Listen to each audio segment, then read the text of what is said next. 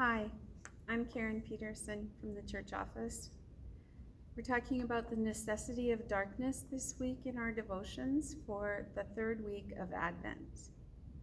Have you ever visited or lived in the desert? During the hottest season, you see very few people outside during the middle of the day.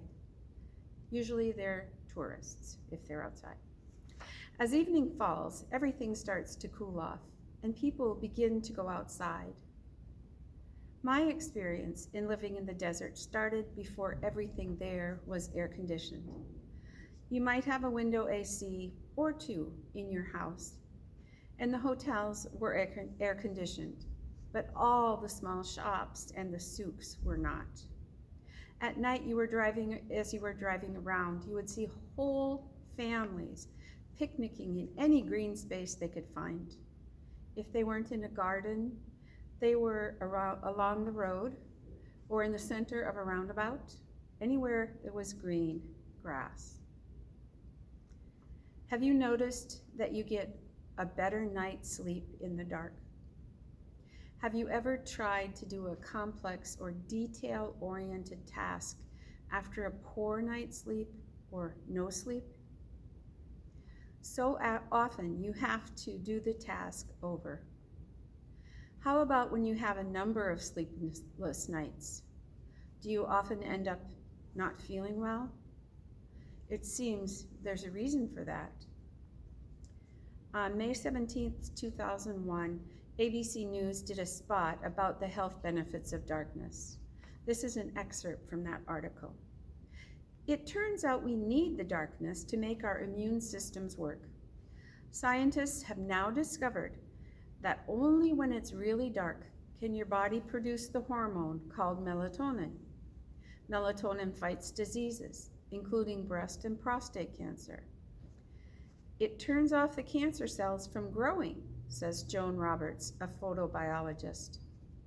But if there's even a little light around your bed at night, your melatonin production switches off.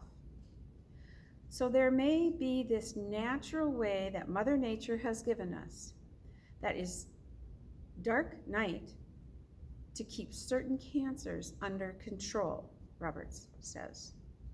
Even watching TV turns on other immune system hormones that should be active only in the daytime. They get depleted, and you're more likely to get a cold. That's the end of the ABC News part. So how about nature? Let's say we planted 4 trees 5 years or so ago. Now we go back and look at them. Some never really grew, and others grew very well. They were all planted the same day, received watering and care consistently over the same period.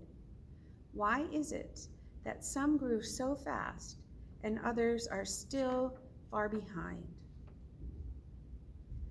We turn to look around at the environment the trees are in. There's the garden, the house, the garage, street, and the streetlights. The streetlights mean light 24 hours a day. Only one tree is in the path of the streetlights, and it doesn't look so well right now. Light. Some plants will survive without darkness, but they will not thrive. There are only a few plants that can survive in complete darkness. Evidently, both light and darkness are needed to trigger some of the processes of plant growth and behavior. Remember science class? What does it take for plants to grow? What was that word? Photosynthesis. It has probably been a while since most of us have heard that. Oxford Languages, the world's leading dictionary publisher, defines photosynthesis as the process by which green plants and some other organisms use sunlight to synthesize food from carbon dioxide and water. Photosynthesis in plants generally involves the green pigment chlorophyll and generates oxygen as a byproduct. So plants need sunlight, light to grow, but they also need darkness to regenerate a key compound. So those street lights affected how the trees did or didn't grow. That's all I'm going to say about that, because science and botany were not my area of study. I know that in my life, everything goes better when I get a good night's sleep with the lights off.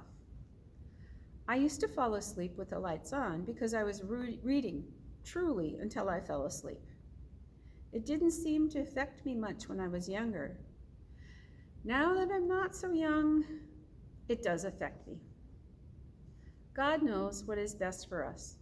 He created both the darkness and the light. The darkness has a purpose. It is necessary. Lord, please help us to relax during this stressful time and enjoy the darkness that we all need. Amen.